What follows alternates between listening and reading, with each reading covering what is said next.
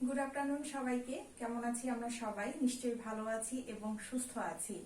আমরা বেশ কিছুদিন ধরে বাংলা গ্রামারের উপরই ক্লাস করছি। আজকেও আমরা বাংলা গ্রামারের উপরই ক্লাস করব। সেটি হচ্ছে বাংলা বানান। বাংলা বানানের উপর এর আগে আমরা যে ক্লাস করেছি সেটা হলো যে কিছু অশুদ্ধ বানানের যে শুদ্ধ বানান হয়, অশুদ্ধ শব্দের শুদ্ধ বানান, এটা শিখেছিলাম। আর একদম যখন আমাদের প্রথম অনলাইন ক্লাস শুরু হয়েছিল তখন আমরা বাংলা বানানের নিয়ম শিখেছিলাম। তো সেই নিয়মগুলোই আজকে আমি রিপিট করব রিভিশনের জন্য। এটাও তোমাদের পরীক্ষার জন্য খুব গুরুত্বপূর্ণ। এখানে দু ধরনের প্রশ্ন থাকে। আমি আগেই বলেছি যে কিছু অশুদ্ধ বানান দেয়া থাকে, কিছু শব্দে অশুদ্ধ বানান দেয়া থাকে, সেগুলোকে আমাদের ঠিক করে লিখতে হয়। এরকম 5টা ঠিক করতে পারলে আমাদের 5 নম্বর থাকে। আর এর অথবা রূপে যেটা থাকে সেটা হতে পারে বাংলা বানানের নিয়ম, নত্যবিধান কাকে বলে, নত্যবিধানের 5টি নিয়ম, সত্যবিধান কাকে বলে, সত্যবিধানের 5টি নিয়ম, এরকম আমরা বলেছিলাম। তো আজকে আমরা একটা গুরুত্বপূর্ণ প্রশ্ন নিয়েই আলোচনা করব, সেটা হচ্ছে বাংলা বানানের 5টি নিয়ম উদাহরণ সহ আলোচনা করো। আমরা আজকে এটি নিয়ে কথা বলবো। যদিও এর আগে এই ক্লাসটি হয়েছে, তারপরও তোমাদের মনে করিয়ে দেওয়ার জন্য আবারও এই ক্লাসটি নেওয়া হচ্ছে। তো দেখো, বোর্ডে আমি কিছু শব্দ লিখেছি। শব্দগুলো দুটো করে বানান এখানে দেয়া আছে। তো বাংলা বানানের যে ব্যাপারটা, যে কিছু বানানে আমরা আগে লিখতাম, সেই বানানগুলোকে বাংলা একাডেমি পরিমার্জিত বা সংশোধন করেছে। তো সেটাই হচ্ছে বর্তমানকালে প্রমিত বাংলা বানান। হ্যাঁ, তো এগুলো তো কিছু সূত্রের উপর ভিত্তি করেই হয়েছে। সেই সূত্রগুলোই মূলত আমরা আজকে আলোচনা করব। তাহলে বাংলা একাডেমি প্রমিত বাংলা বানান ও শব্দের শুদ্ধ চয়ন সহ ভাষার আদর্শমান বজায় রাখার জন্য কিছু বিধি ও নির্দেশ প্রণয়ন করেছে। এই বিধি নির্দেশের উপর ভিত্তি করেই আমরা বাংলা বানানের বাংলা বানানের যে নিয়ম সেটার উপরে আজকে আলোচনা করব। তো এখানে দেখো দেয়া আছে অর্জন এবং অর্জন, দুটো বানান, কর্ম এবং কর্ম, দুটো বানান, তাই তো? এখানে আগে যেটা হতো যে তৎসম শব্দের ক্ষেত্রে রেফের পরে ব্যঞ্জন বর্ণের দীপ্ত উচ্চারণ হতো। এই যে আমরা দেখতে পাচ্ছি অর্জন এবং কর্ম, এগুলো হচ্ছে প্রথমত তৎসম শব্দ। আগে যেটা হতো সেটা হলো যে এই যে অর্জনের স্বরের পরে একটা রেফ আছে, রেফের পরে ব্যঞ্জন বর্ণের ডাবল উচ্চারণ হতো। দীপ্ত মানে হচ্ছে দুইবার উচ্চারিত হয়। দেখো এখানে দুবার বর্গজ দেয়া আছে, কর্মতেও দুটো ম দেয়া আছে।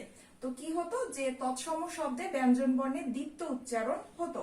কিন্তু আধুনিক বাংলা বানান কি বলছে যে তৎসম শব্দে রেফের পরে ব্যঞ্জন বর্ণের দীপ্ত উচ্চারণ হবে না। তার মানে আধুনিক যে সঠিক বানান বা শুদ্ধ যে বানান সেটা হচ্ছে এই অর্জন এবং এই কর্ম, রেফের পরে একটা করে কি হচ্ছে, ব্যঞ্জন বর্ণ হচ্ছে। তাহলে আমরা প্রথম নিয়মটা কি লিখবো, যে তৎসম শব্দে রেফের পরে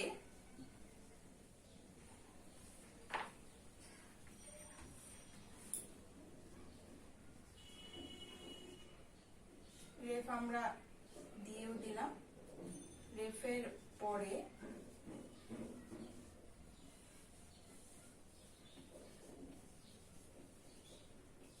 ব্যঞ্জন বর্ণে দীপ্ত উচ্চারণ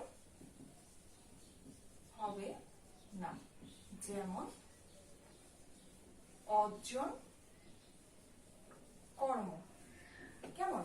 তার মানে কি আগে দুবার রেফের পরে ব্যঞ্জন বর্ণের দুবার উচ্চারণ হতো, কিন্তু এখন যেটা নিয়ম বলছে যে সেটা হলো রেফের পরে ব্যঞ্জন বর্ণের দ্বিতীয় উচ্চারণ হবে না। ঠিক আছে, এটা একটা নিয়ম গেল। তারপরে 2 নাম্বার নিয়ম দেখো, এগুলো তো গেল তৎসম শব্দ। এরপরে দেখো 3টি শব্দ লিখেছি।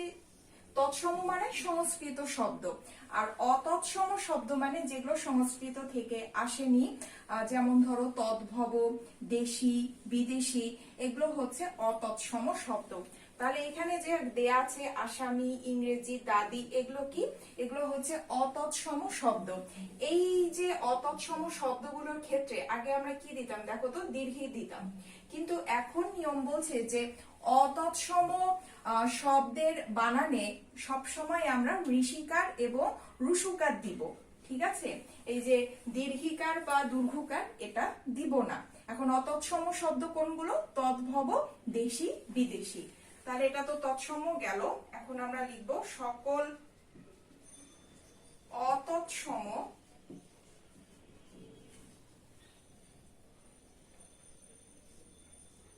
আমরা ব্র্যাকেটে লিখে দিচ্ছি দেশি, বিদেশি, তদ্ভব।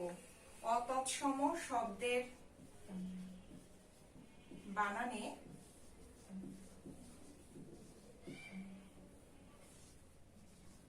ইকার বা উকার হবে। যেমন দেখো আমি এগুলোই লিখছি। আসামি আগে আমরা দীর্ঘিকার দিয়ে লিখতাম, এখন এটা ঋষিকার হবে, কারণ এগুলো অতৎসম শব্দ। তারপরে ইংরেজি, এটি বিদেশি শব্দ, তাই এটার ক্ষেত্রেও কি হবে না?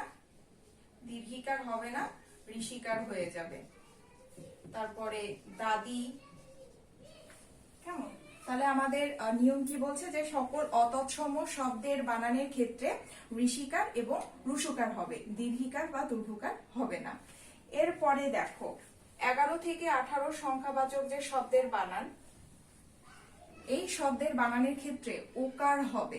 এটা হচ্ছে বানানের একটা নিয়ম। আগে এটা দেয়া হতো না, কিন্তু এখন কি বলছে? 3 নাম্বার নিয়ম বলছে যে 11 থেকে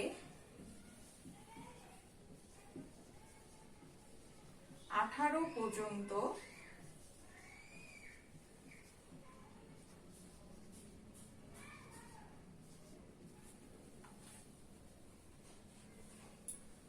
সংখ্যাবাচক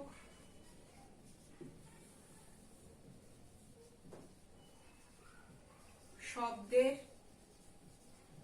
বানানে কি হবে? ওকার হবে। দেয়াই আছে দেখো 11, আমরা যদি 12 লিখি তাহলে কি লিখবো? বয়াকারে বা, রয়কারে রো। যদি আমরা 13 লিখি কিভাবে লিখবো? তয়কারে তে, রয়কারে রো। এটা হচ্ছে আধুনিক বাংলা বানান বলছে যে 11 থেকে 18 পর্যন্ত সংখ্যাবাচক শব্দের বানানে আমরা কি দিব? ওকারটা দিব। ঠিক আছে, তারপরে দেখো স্টেশন, মাস্টারি, এগুলো কি শব্দ? বিদেশি শব্দ, তাই তো? বিদেশি শব্দের বানানের ক্ষেত্রে কখনো মূর্ধন্য স হয় না। এই যে আমরা আগে মূর্ধন্য স দিয়ে লিখতাম, তোমরা অনেক সাইনবোর্ডে এখনো দেখবে যে বিদেশি শব্দের বানানের ক্ষেত্রে মূর্ধন্য স ব্যবহার করা হচ্ছে, কিন্তু এটা ভুল। আধুনিক বাংলা বানান বলছে যে বিদেশি শব্দের বানানের ক্ষেত্রে আমরা কখনো মূর্ধন্য স ব্যবহার করব না, সেই ক্ষেত্রে সবসময় তালব্য স বা দন্ত স হবে। তাহলে এটা হচ্ছে বাংলা বানানের 4 নম্বর নিয়ম।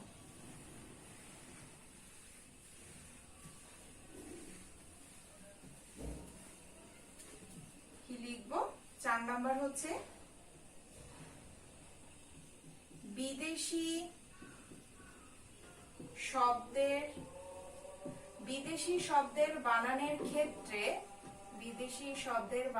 ক্ষেত্রে তালব্য স বা দন্ত স হবে। কি হবে না? কোনোভাবেই মূর্ধন্য স হবে না। মূর্ধন্য স যেটা ব্যবহার হয় সেটা সবসময় হচ্ছে তৎসম শব্দে ব্যবহার হয়, আর বিদেশি শব্দ তো তৎসম শব্দ নয়। তাই বিদেশি শব্দে কোন দুটো হবে? তালব্য স হবে এবং দন্ত স হবে। ওখানে দেখো দেয়াই আছে। আগে আমরা স্টেশন এভাবে লিখতাম, ভুল। যেমন একদম সঠিক বানানটাই আমরা লিখে ফেলি, স্টেশন। তারপরে মাস্টার, ঠিক আছে, পুলিশ ইত্যাদি। তাহলে বিদেশি শব্দের বানানের ক্ষেত্রে তালব্য স দন্ত স হবে। এরপরে 5 নম্বর নিয়ম যেটা, সেটা হচ্ছে তৎসম শব্দে ট ঠ ড ঢ এর পূর্বে যুক্ত নাসিক্য বর্ণটি সবসময় মূর্ধন্য হবে। যেমন ধরো, আগে আমি উদাহরণ লিখছি তাহলে তোমাদের বুঝতেও সুবিধা হবে। যেমন ধরো কণ্টক, ঠিক আছে, ট ঠ ড ঢ, তারপরে হলো প্রচন্ড,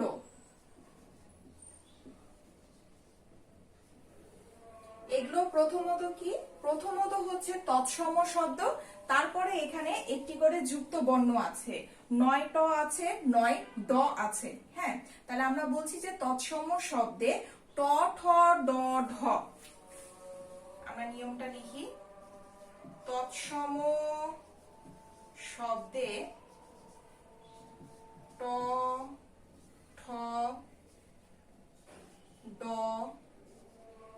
ঢ এর পূর্বে, এই যে ট এর পূর্বে, ড এর পূর্বে, তারপর আমরা যদি কণ্ঠ লিখি ঠ এর পূর্বে, তৎসম শব্দে ট ঠ ড ঢ এর পূর্বে যুক্ত নাসিক্য বর্ণটি, এটা কিন্তু যুক্ত, এটা নাসিক্য, নটাকে কিন্তু নাক দিয়ে যেহেতু উচ্চারণ করা হয় তাই এটাকে নাসিক্য বর্ণ বলা হয়। তাহলে যুক্ত নাসিক্য বর্ণটি মূর্ধন্য হবে। ঠিক আছে, তাহলে কি তৎসম শব্দে ট ঠ ড ঢ এর পূর্বে যুক্ত নাসিক্য বর্ণটি কি হয়ে যাবে, মূর্ধন্য হয়ে যাবে। যেমন কণ্টক, এই যে ট, এই যে ট, ট এর সঙ্গে কি আছে, এটা কিন্তু দন্তন্য নয়, এটা হলো মূর্ধন্য। তারপরে প্রচন্ড, প্রচন্ড, এখানে ড এর সঙ্গে দেখো, এখানে ড দেয়া আছে, ড এর সঙ্গে কি আছে, মূর্ধন্য আছে। তারপরে কণ্ঠ, এই যে এখানে ঠ দেয়া আছে, এই ঠ এর সঙ্গে কোন নাসিক্য বর্ণটি আছে, মূর্ধন্য নাসিক্য বর্ণ আছে। এই হলো আমাদের খুব সহজ সহজ প্রমিত বাংলা বানানের 5টি নিয়ম নিয়ে আলোচনা। এবং যখন তোমরা নিয়ম নিয়ে আলোচনা করবে তোমাদের ওখানে উল্লেখ করাই থাকে যে উদাহরণ সহ, তাই উদাহরণ দিতে হবে, উদাহরণ না দিলে তো বোঝা যাবে না যে আমরা এই সূত্রটা কোথায় প্রয়োগ করলাম, কিভাবে প্রয়োগ করলাম। ঠিক আছে, তো আমি আরেকবার রিপিট করছি তোমাদের জন্য 5টি যে নিয়ম আছে সেগুলো, যে তৎসম শব্দে রেফের পর ব্যঞ্জন বর্ণের দ্বিত্ব বা ডাবল উচ্চারণ হবে না। 1 নাম্বার, যেমন অর্জন বানান, কর্ম বানান, সূর্য বানান, এগুলোতে আগে কি হতো, রেফের পরে যে ব্যঞ্জন বর্ণটা ছিল সেটার 2 বার উচ্চারণ হতো, কিন্তু এখন সেটা আর হবে না। বানানের ক্ষেত্রে একটি করে আমাদের ব্যঞ্জন বর্ণ দিতে হবে। এটা গেল তৎসম শব্দের ক্ষেত্রে। এবার বাকি যে সকল অতৎসম শব্দ আছে, যেমন ধরো তদ্ভব, দেশি, বিদেশি, এসব শব্দের বানানের ক্ষেত্রে আমরা কখনো দীর্ঘিকার বা দূর্ঘুকার দিতে পারবো না। এই যে দেখো দীর্ঘিকার যে দেয়া আছে, এই দীর্ঘিকার গুলো আমরা দিতে পারবো না। আমাদের কি দিতে হবে, বরাবরের জন্য ঋষিকার এবং রুসুকার দিতে হবে। ঠিক আছে, এরপরে আমাদের বলা হচ্ছে যে 11 থেকে 18 যে সংখ্যাবাচক শব্দের বানান আছে, আগে আমরা কোনো ওকার দিতাম না, এখন আমাদেরকে কি করতে হবে, ওকারটা যোগ করতে হবে। যেমন 12 বয় আকার রয় ওকার, 13 তয় একার রয় ওকার, এরকম ভাবে আমাদের কি করতে হবে, ওকারটা যোগ করতে হবে। এরপরে আমরা কি বলছি, যে যেসব বিদেশি শব্দ আছে সেই বিদেশি শব্দের বানানের ক্ষেত্রে আমরা কোনোভাবেই মূর্ধন্য স ব্যবহার করতে পারবো না, আমাদেরকে সবসময় তালব্য স বা দন্ত স ব্যবহার করতে হবে। মূর্ধন্য স ব্যবহারের অগ্রাধিকার যেটা, সেটা হচ্ছে সংস্কৃত বানানের ক্ষেত্রে বেশি দেয়া হয়। তাহলে আমাদের কি করতে হবে, বিদেশি শব্দের বানানে সবসময় তালব্য স বা দন্ত স ব্যবহার করতে হবে।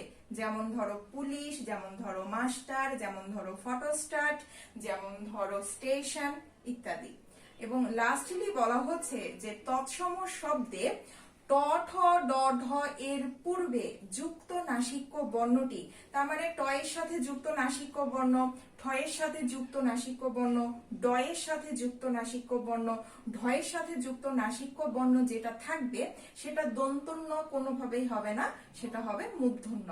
এবং কি হতে হবে, সেটা সংস্কৃত শব্দ হতে হবে। যেমন কণ্টক, কণ্টক মানে কিন্তু কাটা, কেমন, তারপরে প্রচন্ড, তারপরে কণ্ঠ ইত্যাদি। তো এটা তোমরা খুব ভালোভাবে মুখস্থ করবে, 5টা নিয়ম।